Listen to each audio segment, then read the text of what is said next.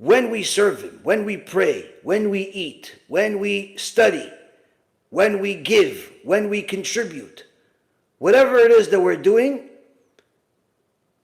Rabbi Elimelech of Lizhinsk is teaching us that we must take upon ourselves to have the right kavanah, meaning have our hearts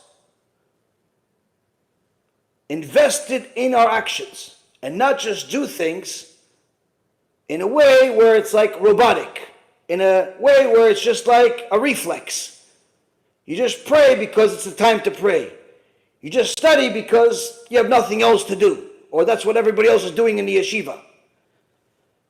If we bring our hearts and put our hearts into it, we'll have every benefit from it.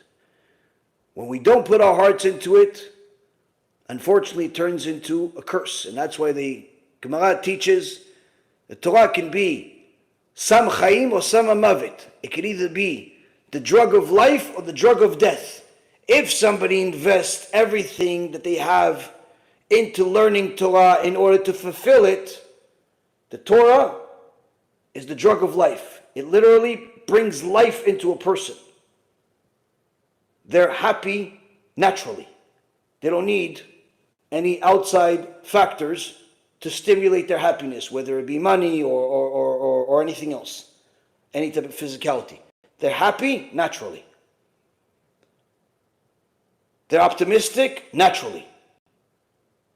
They have a purpose naturally. They don't need anyone to influence them. Why? Because Torah does everything for them. They have a deep connection with Kadosh Baruch Hu. Why? Because they're learning to fulfill.